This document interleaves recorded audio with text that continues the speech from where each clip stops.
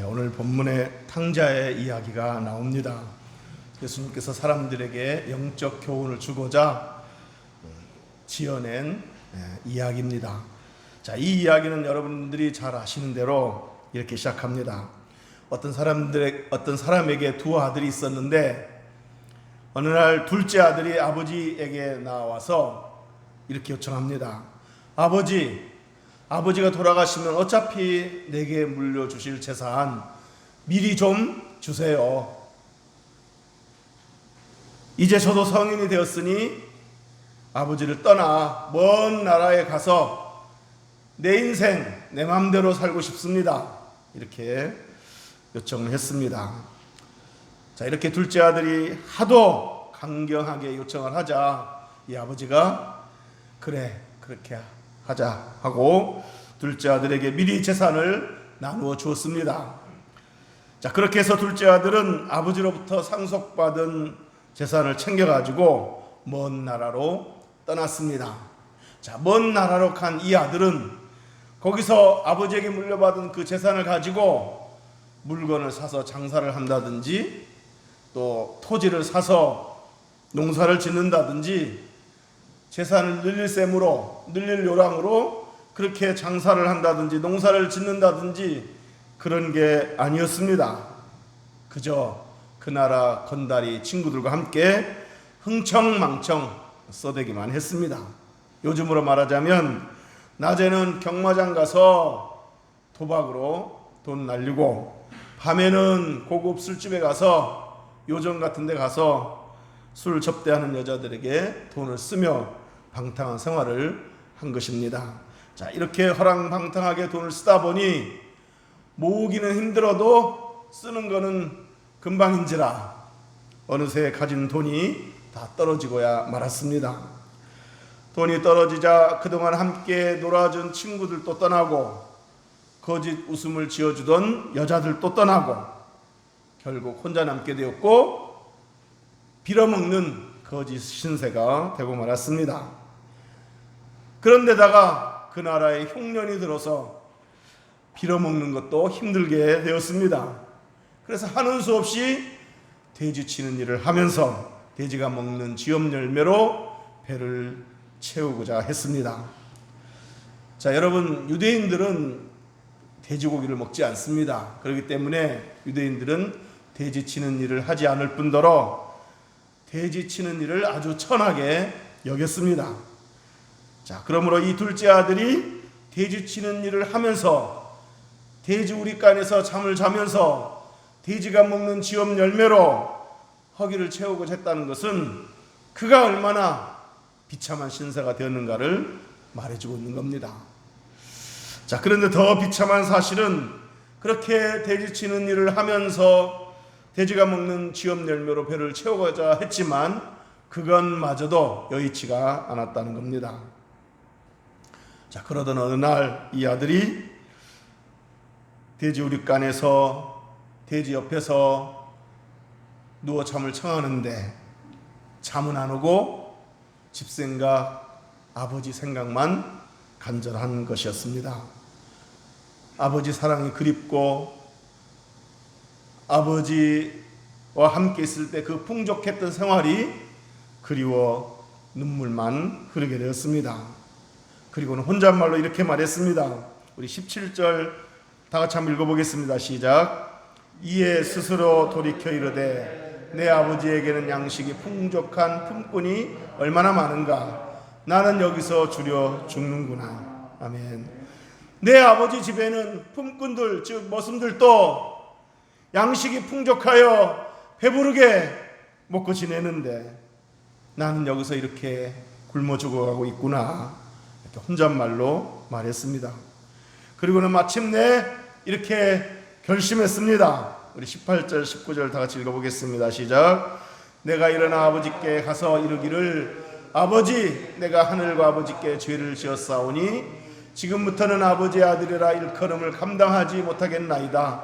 나를 품꾼의 하나로 보소서 하리라 하고. 아멘. 오늘 설교 제목을 탕자의 두 가지 결심이라고 했는데 자, 그 첫 번째 결심이 여기 나옵니다. 그 첫 번째 결심이 뭐냐? 따라서 합시다. 내가 아버지께로 돌아가리라. 네, 내가 아버지께로 돌아가리라. 내가 일어나 아버지께 가서 이루기를. 자, 이 말은 아버지께로 돌아가겠다는 결심을 한 겁니다. 자, 그런데 여러분, 이 아들이 아버지께 돌아갈 결심을 하게 된 요인이 뭡니까? 아버지께로 돌아갈 용기를 갖게 된 요인이 뭡니까? 단순히 배고프기 때문만은 아닙니다. 아버지의 사랑에 대한 믿음이 있었기 때문입니다. 아버지는 사랑이 많으시니 내가 죄를 뉘우치고 돌아가면 사랑 많으신 아버지는 나를 받아주실 거야. 이런 믿음이 있었기 때문에 돌아갈 결심을 한 겁니다. 돌아갈 용기를 낼 수 있었던 겁니다. 내가 지은 죄가 많으니 아들로는 안 받아주신다 할지라도 나를 품꾼 머슴으로는 받아주시겠지. 머슴으로 써달라고 하면 머슴으로는 받아주겠지. 아버지는 너그러우시니 머슴으로는 받아줄 거야. 이런 믿음이 있었기 때문에 아버지께로 돌아갈 결심을 했던 겁니다. 이 아들은 당장 다음날 아버지 집으로 발걸음을 옮겼습니다. 드디어 동네가 눈앞에 보였습니다. 그리고 저 멀리 아버지 집이 보이기 시작했습니다. 자, 그런데 놀랍게도 집 앞에 아버지가 서 있다가 아버지가 먼저 아들을 보고 아들에게로 달려오는 것이었습니다. 뭘 말해주는 겁니까? 아버지는 그동안 이 아들이 돌아오기를 기다려왔던 것입니다. 집 앞에서, 동구 밖에서 이제 오나, 오늘은 오겠지 이러면서 아들을 기다려왔던 겁니다. 아버지는 아들을 보고 달려와서 아들을 덥석 끌어안았습니다. 거지도 상거지가 된 그 아들을, 더럽고 냄새나는 그 아들의 목을 끌어안고 입을 맞췄습니다. 우리 20절 읽어보겠습니다. 시작. 이에 일어나서 아버지께로 돌아가니라. 아직도 거리가 먼데 아버지가 그를 보고 측은히 여겨 달려가 목을 안고 입을 맞추니. 아멘. 아직도 거리가 먼데 아들이 온 걸 알아보고 아들에게로 달려갔습니다. 거짓거리 되어온 냄새나고 참으로 더러운 그 아들을 덥석 끌어안고 입을 맞추었습니다. 자, 그러자 이 아들이 용기 내어 아버지께 이렇게 말했습니다. 우리 21절 읽어보겠습니다. 시작. 아들이 이르되 아버지, 내가 하늘과 아버지께 죄를 지었사오니 지금부터는 아버지의 아들이라 일컬음을 감당하지 못하겠나이다 하나. 아멘. 내가 아버지께 죄를 지었으니, 지은 죄가 있으니, 염치가 없으니 지금부터는 아버지의 아들이라 일컬음을 내가 감당할 수 없습니다. 아버지의 아들이라고 내가 역임을 받을 수 없습니다. 그러면서 저를 종으로 써주세요 라고 간청을 한 겁니다. 아들은 아버지가 아들로는 아니라도 종으로는 받아주겠지 하고 아버지의 사랑을 기대하며 아버지에게 간청을 한 겁니다. 자, 그런데 이 아들이 기대했던 아버지의 사랑과 실제로 아버지가 이 아들에게 베푼 사랑과는 너무나 달라도 달랐습니다. 아버지의 사랑은, 이 아들이 기대했던 아버지의 사랑은 기대했던 것 그 이상이었습니다. 아버지의 반응을 보겠습니다. 우리 22절, 23절 다 같이 읽어보겠습니다. 시작. 아버지는 종들에게 이르되 제일 좋은 옷을 내어다가 입히고 손에 가락지를 끼우고 발에 신을 신기라.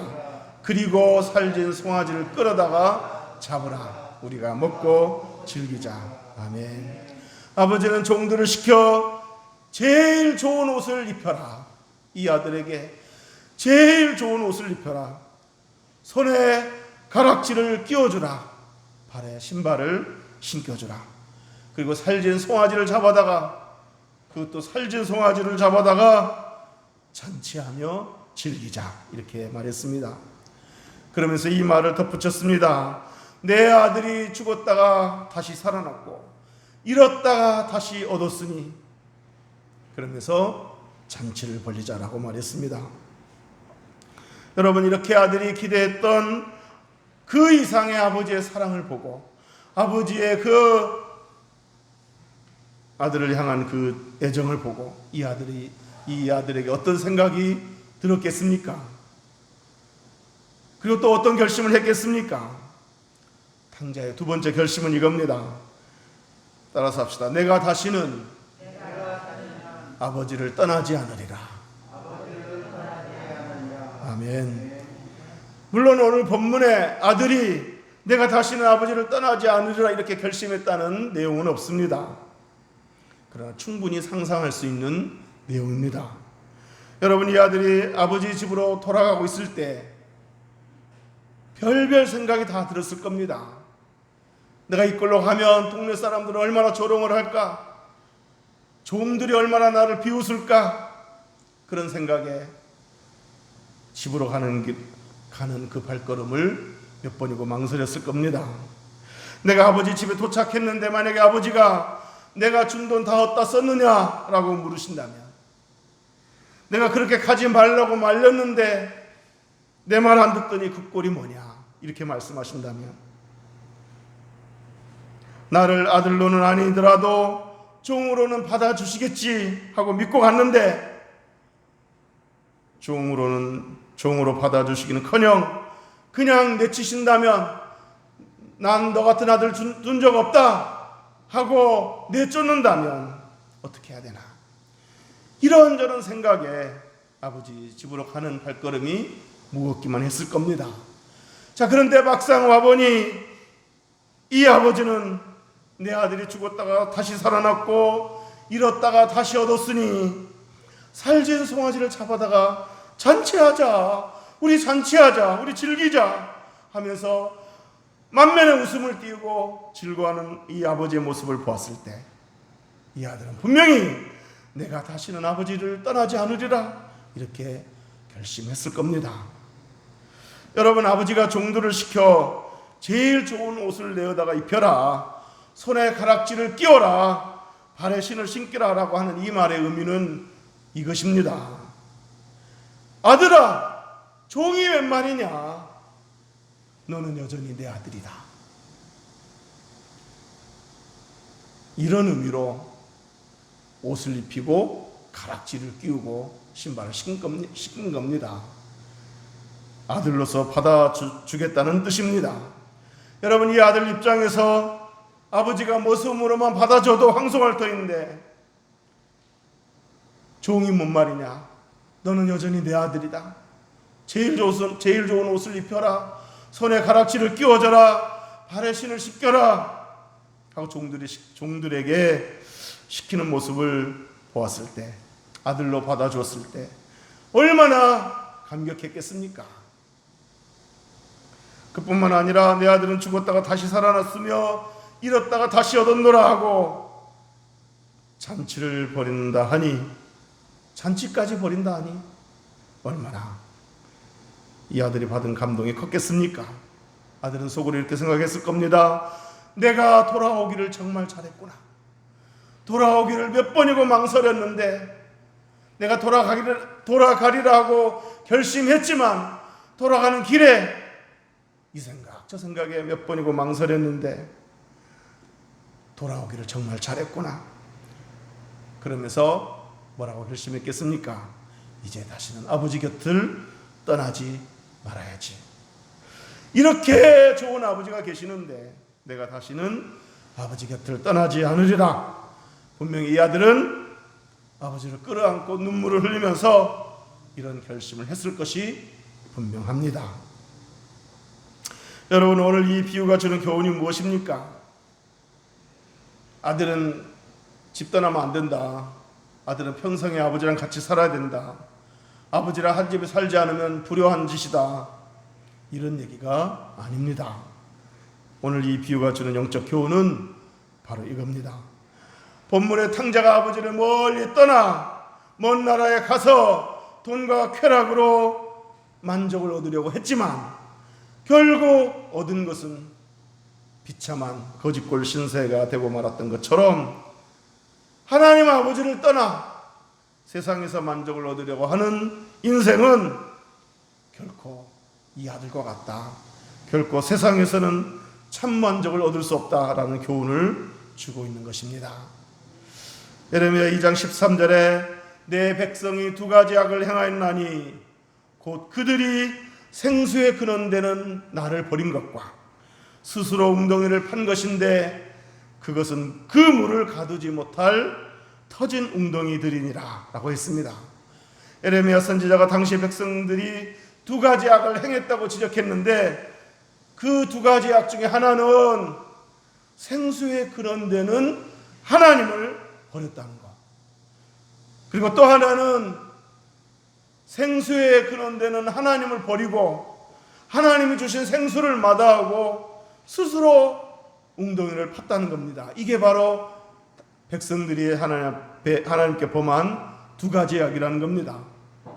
생수의 근원되는 하나님을 버리고 하나님이 주신 생수를 마다하고 스스로 웅덩이를 팠는데 불행하게도 그 웅덩이는 물을 가두지 못할, 물을 저장하지 못할 터진 웅덩이였다는 겁니다. 마치 오늘 본문의 둘째 아들이 아버지의 사랑과 그 풍족함을 마다하고 스스로 더 좋은 것을 찾겠다고 먼 나라에 가보았지만 결국 비참한 신세가 되고 말았던 것처럼 하나님 주신 생수를 마다하고 하나님을 떠나 스스로 웅덩이를 파보지만 불행하게도 그 웅덩이는 물을 가두지 못하는 터진 웅덩이여서 그 웅덩이에서는 마실 물을 얻을 수가 없었다는 겁니다. 그 웅덩이에서는 삶의 갈증을 해소할 수 없고 삶의 만족을 얻을 수 없다는 이야기입니다.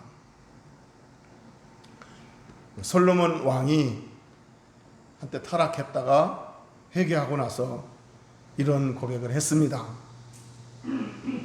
나는 내 눈이 원하는 것을 다 해봤다. 내 눈이 내가 보고서 내가 원하는 것이라면 금하지 않고 다 해봤다. 내 마음이 즐거워하는 것을 금하지 않고 다 누려보았다. 그러나 그 모든 것이 다 헛되어 바람을 잡는 것처럼 무익한 것들이었다 라고 고백했습니다. 하나님을 떠난 인생은 그 어떤 부귀영화를 누린다 하더라도 거기에서는 참 만족을 얻을 수 없다는 이야기입니다. 인터넷에 이런 예화가 있어 소개를 해봅니다. 누군가가 만든 이야기 같은데 의미가 있는 것 같아서 소개를 합니다. 어느 나라 한 왕이 민정을 살피기 위하여 나라를 이렇게 순찰하고 있었습니다. 그런데 어느 조그만 동네에 이르렀을 때 동네 모퉁이에 있는 물레방앗간에서 아름다운 노랫가락 소리가 들려왔습니다.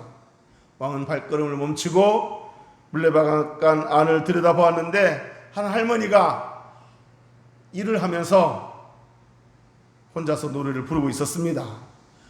왕은 그 노랫소리가 너무 구성지고 좋아서 할머니에게 다가가 자신을 위해서 한 번 더 불러달라고 요청을 했습니다.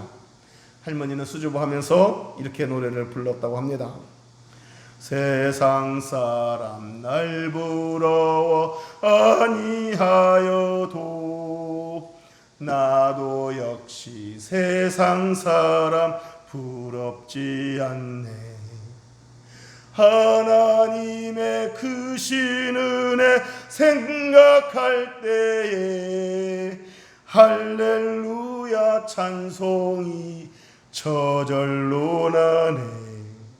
2절 가사는 이렇습니다. 세상 사람 날 부러워 아니하여도 이 세상의 권세자들 날 부러워해.